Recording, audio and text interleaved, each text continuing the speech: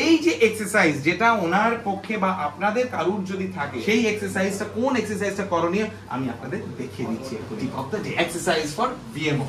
3 2 1 এই ওকে লাভলি।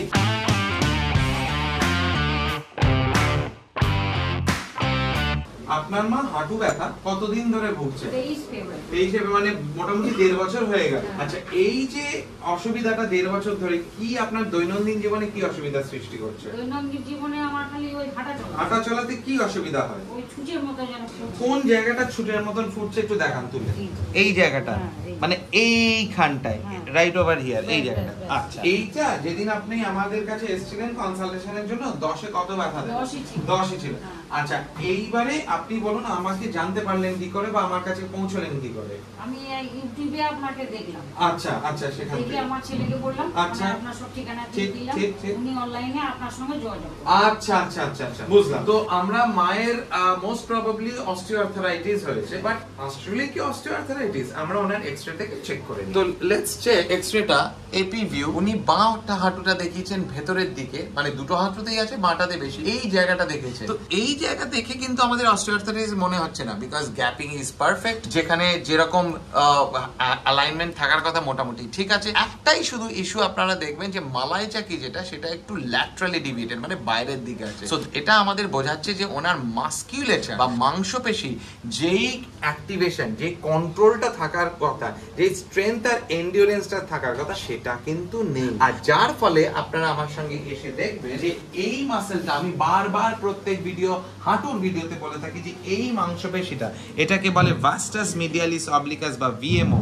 এইটার স্ট্রেংথ যদি না থাকে তাহলে কিন্তু মালাই চাকিটা ম্যালট্র্যাকিং বলে, ওটা ল্যাটারালি চলে যাবে বাইরের দিকে। যখনই এটা বাইরের দিকে যাবে, তার মানে আমার লোডিংটা, যখন আমি পা ফেলছি, এই যে পা ফেলছি, ওজনটা যে যাচ্ছে নিউটনস লতে, every action equal and opposite reaction, এই জায়গাটাতেই কিন্তু হিট করবে।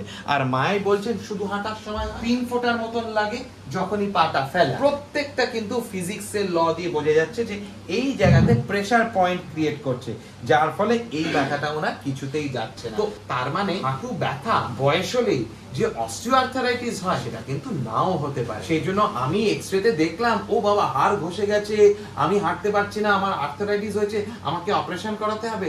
Not at all necessary. It is dependent on clinical diagnosis আর সাইন এন্ড সিম্পটম, যে কি হয়েছে, কি বোঝাচ্ছে, সেই অনুপাতে ট্রিটমেন্ট। আজকে আমাদের ট্রিটমেন্ট যেটা হবে, হ্যাঁ সার্টেনলি একটু অ্যাডজাস্টমেন্ট, রিঅ্যালাইনমেন্ট করতে হবে, বিকজ এই মালাই চাকিটাকে আমাকে একটু মিডিয়ালি আনতে হবে।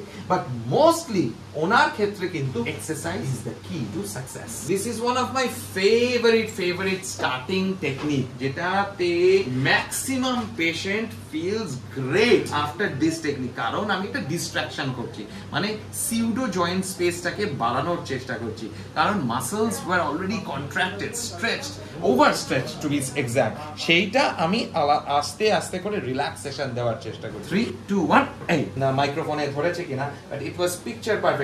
টাক করে আওয়াজ হওয়ার কথা ছিল, সেটাই হয়েছে। This means that the tibia which was rotated, ওটা রিঅ্যালাইন হয়ে গেল ফেমার বা এই থাই বোনটার সঙ্গে। আমাদের নরমাল যে কাইরোপ্র্যাকটিক অস্টিওপ্যাথিক কনসেপ্টস দিয়ে সেই ট্রিটমেন্ট কিন্তু এখানে হবে না।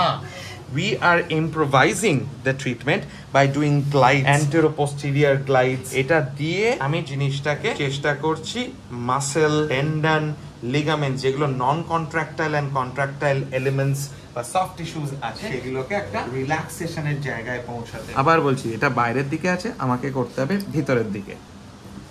There you go. That was nice. Okay. Lovely. Done. Ooh, nice. Lose up না। তাহলে আমরা হেঁটে দেখি আপনার যে ভেতরে একটা ছুঁচের মতন লাগছিল সেটা অসুবিধা হচ্ছে কিনা। হেঁটে হাঁটা স্টাইলেই বোঝা যাবে, বলতেও লাগবে না। কেমন, ঠিক আছে না? কোনো অসুবিধা হচ্ছে না তো? একদম 1 পয়েন্ট আছে। 99% গন, 1 1% আছে, 1 পয়েন্ট আছে মায়ের। তো এইটা কেন 1 পয়েন্ট আছে বা হতে পারে যে ওনার মাসকুলেচারটা যেটা উইক, আমাদের ভ্যাস্টাস মিডিয়ালিস অবলিকাস ভিএমও মাসল এটাকে আমরা এক্সারসাইজ করাবো ওনাকে, এক্সারসাইজ করিয়ে তারপর দেখবো যে ইট উইল বি গন, আর উনি পূজোর বাজারে একদম সুন্দর ভরপুর শপিং করতে পারবেন বাড়ি গিয়ে। এই যে এক্সারসাইজ যেটা ওনার পক্ষে বা আপনাদের কারুর যদি থাকে, সেই এক্সারসাইজটা কোন এক্সারসাইজটা করণীয় আমি আপনাদের দেখিয়ে দিচ্ছি একটু tip of the day. Exercise for VMO. বাঁ পা যদি ব্যথা থাকে বা হাঁটুর ভেতরটা ব্যথা থাকে, তখন বাঁ পাশ ফিরে ডান পাটাকে সোজা করে তুলে রাখবে, এরকম বাঁ পাটা সুন্দর করে সোজা করে বাঁ গোড়ালি ডান গোড়ালিকে টাচ করার চেষ্টা করুন, একদমই উপরে তুলে রাখুন। দেখুন ওনার হাঁটুটাও উঠে আছে কিন্তু। 1 2 3 4 5 6 7 8 9 10, এটা ছেড়ে দিন। আবার তুলুন, 1 2 3 4 তুলে 5 6 7 8 9 10 ছেড়ে দিন। 10 গুণে 10 বার দিনে 2 থেকে 4 সেট যদি করেন, আপনার কিন্তু ভেতরে হাঁটুর ব্যথা যেটা হয় একদম দেখবেন কমে যাবে। হয়তো 0 না হলেও অনেকটা কম হয়ে যাবে সিগনিফিকেন্টলি। আপনার যদি এক্সারসাইজটা করে উপকৃত হয় তাহলে কিন্তু কমেন্ট দিয়ে ভুলবেন না, আর সার্টেনলি ডু শেয়ার দিস।